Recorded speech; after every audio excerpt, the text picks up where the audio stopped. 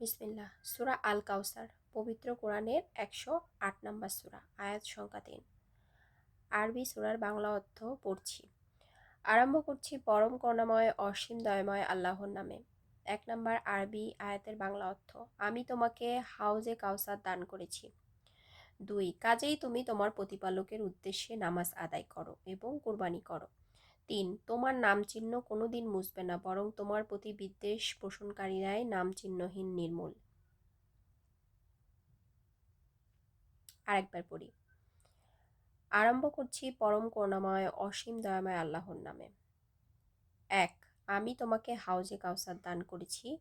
২ কাজেই তুমি তোমার প্রতিপালকের উদ্দেশ্যে নামাজ আদায় করো এবং কোরবানি করো। ৩ তোমার নাম চিহ্ন কোনোদিন মুছবে না, বরং তোমার প্রতি বিদ্বেষ পোষণকারীরাই নাম চিহ্নহীন নির্মূল। এখন সূরা আল কাউসার এর মূল বক্তব্যটা নিয়ে আলোচনা করি। সূরা আল কাউসার পবিত্র কোরআনের ১০৮তম এবং ক্ষুদ্রতম সূরা, মানে এর আয়াত সংখ্যা মাত্র ৩টা। এই সূরা মক্কায় অবতীর্ণ হয়েছে। নবীজি সাল্লাল্লাহু আলাইহি সাল্লামের পুত্র সন্তানের মৃত্যুর পর কাফেরদের কটূক্তির জবাবে আল্লাহ তাকে জান্নাতের অঢেল নেয়ামত বা কাউসার প্রদানের সুসংবাদ দিয়েছেন। তাকে নামাজ ও কোরবানির নির্দেশ দিয়েছেন এবং শত্রুদের নির্বংশ হওয়ার ভবিষ্যদ্বাণী করেছে এই সূরাতে। সূরা আল কাউসারের আসলে মূল ভাব আর তাফসীরটা কি? প্রথম আয়াতে বলছে যে আমি তোমাকে হাউজে কাউসার দান করেছি। মানে হাউজে কাউসার কি? অঢেল কল্যাণ বা জান্নাতের জলধারা, ঝর্ণাধারা দান করেছি। এই হাউজে কাউসার মানে হচ্ছে জান্নাতের ঝর্ণাধারা, যেটাকে নহর বলে আরবি ভাষায়। অঢেল কল্যাণ বা জান্নাতের ঝর্ণাধারা দান করেছি, এটাই হচ্ছে হাউজে কাউসার। কাউসার শব্দের অর্থ প্রাচুর্য বা কল্যাণ। হাদিস অনুযায়ী এটি জান্নাতের একটি নহর, নদী, যা আল্লাহ নবীজি সাল্লাল্লাহু আলাইহি সাল্লামকে দান করেছেন। এর অর্থ আরও ব্যাপক, দুনিয়া ও আখিরাতের অগণিত কল্যাণ, জ্ঞান, নবুয়াত এবং ইসলাম প্রচারের ব্যাপকতাও বোঝায়। দ্বিতীয় আয়াতে কি বলছে? কাজেই তুমি তোমার প্রতিপালকের উদ্দেশ্যে নামাজ আদায় করো এবং কুরবানি করো। এই আয়াতে নিয়ামতের শুকরিয়া হিসাবে শুধুমাত্র আল্লাহর সন্তুষ্টির জন্যই নামাজ পড়া এবং কোরবানি করার নির্দেশ দেওয়া হয়েছে। এটি শিরক বা অংশীদারিত্বের ঘোর বিরোধিতা করে। তৃতীয় আয়াতে কি বলছে? তোমার নাম চিহ্ন কোনোদিন মুছবে না, বরং তোমার প্রতি বিদ্বেষ পোষণকারীরাই নাম চিহ্নহীন নির্মূল।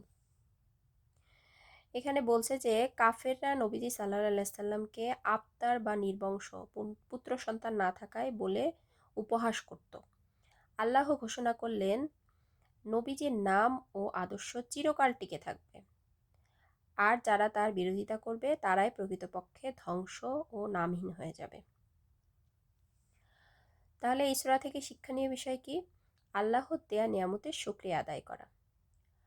ছেলে সন্তান নেই বলে কষ্ট পাওয়া বা মেয়ে সন্তান দিয়েছে বলে কষ্ট পাওয়া, এরকম করা উচিত না। আল্লাহর দেয়া নিয়ামতের শুকরিয়া আদায় করা। তারপরে আর কি শিক্ষা? ইবাদতে নামাজ ও কোরবানি কেবল আল্লাহর একত্ববাদ প্রতিষ্ঠা করা। মানে হচ্ছে ইবাদতে কেবল আল্লাহর একত্ববাদ প্রতিষ্ঠা করা। নবী সাল্লাল্লাহু আলাইহি সাল্লামের প্রতি ভালোবাসা ও তার সুন্নতের অনুসরণ করা।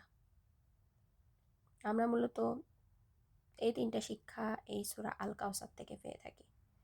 কি শিক্ষা পেয়ে থাকি? আরেকবার বলি, আল্লাহর দেয়া নিয়ামতের শুকরিয়া আদায় করা, আল্লাহ যা দিয়েছেন সেটাতে সন্তুষ্ট থাকা।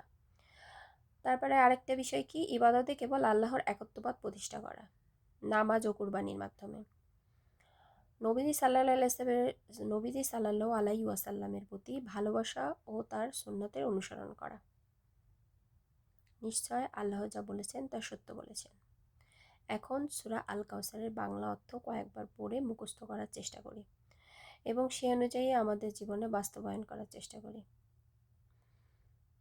আমরা যেই সূরার বাংলা অর্থটি পড়ব, ওই সূরাটি বাংলা অর্থগুলো চিন্তা ভাবনা করে তারপরের দিন থেকে এই আয়াতগুলো নিজেদের জীবনে প্রতিষ্ঠা করার চেষ্টা করব, যেন কোরআনের এই আয়াত অনুসারে আমাদের জীবনের প্রত্যেকটা মিনিট, সময়, ঘন্টা পরিচালিত করতে পারি।